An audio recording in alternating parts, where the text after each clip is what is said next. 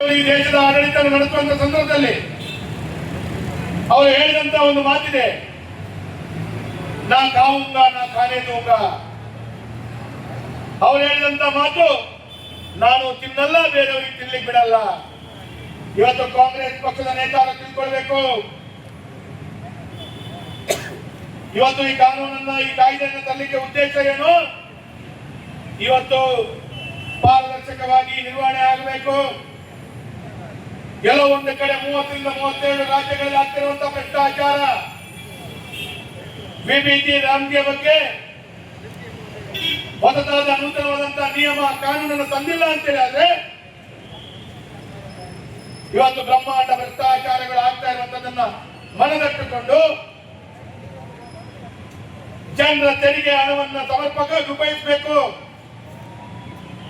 ಜನರ ತೆರಿಗೆ ಹಣವನ್ನ ಬಡವರ ಕಲ್ಯಾಣಕ್ಕಾಗಿ ಕೊಡಬೇಕು ಅಂತ ಚಿಂತನೆಯೊಂದಿಗೆ ಇವತ್ತು ವಿಬಿಜಿ ರಾಮ್ಜಿಯನ್ನ ಕಾನೂನನ್ನ ಮಾಡಿದ್ದಾರೆ. ಆದ್ರೆ ಬಹಳ ದುಃಖ ಏನು ಅಂತ ಕೇಳಿದ್ರೆ, ಕಾಂಗ್ರೆಸ್ ಸರ್ಕಾರ ತಂದಂತ ವಿಬಿಜಿ ರಾಮ್ಜಿ ಬಗ್ಗೆ ತಪ್ಪು ಸಂದೇಶವನ್ನ ಕೊಡ್ತಾ ಕೇಂದ್ರದ ನಮ್ಮ ಸರ್ಕಾರದ ಮೇಲೆ, ಮಾನ್ಯ ನರೇಂದ್ರ ಮೋದಿಜಿಯವರ ಮೇಲೆ ಗೂಬೆ ಕುಡಿಸುವಂತಹ ವಿಚಾರಗಳನ್ನು ಮಾಡ್ತಾ ಇದ್ದಾರೆ. ವಿಬಿಜಿ ರಾಮ್ಜಿಯ ಈ ಯೋಜನೆ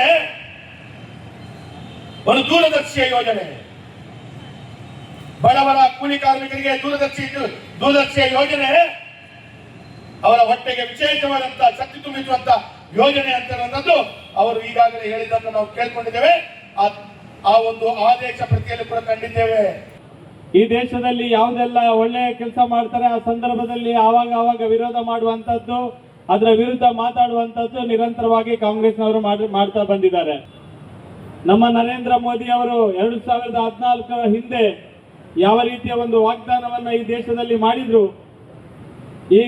ಈ ದೇಶದಲ್ಲಿ ಗ್ರಾಮ ಪಂಚಾಯತ್ಗಳ ಉನ್ನತೀಕರಣ ಮತ್ತು ಗ್ರಾಮ ಪಂಚಾಯತಿಗೆ ಶಕ್ತಿ ಕೊಡುವಂತ ಒಂದು ಪ್ರಾಮಾಣಿಕ ಘೋಷಣೆಯನ್ನ ಏನು ಮಾಡಿದ್ರು ಅದನ್ನು ಅಕ್ಷರಶಃ ಪಾಲನೆ ಮಾಡಿರುವಂತ ನರೇಂದ್ರ ಮೋದಿ ಬಿಜೆಪಿ ಸರ್ಕಾರ.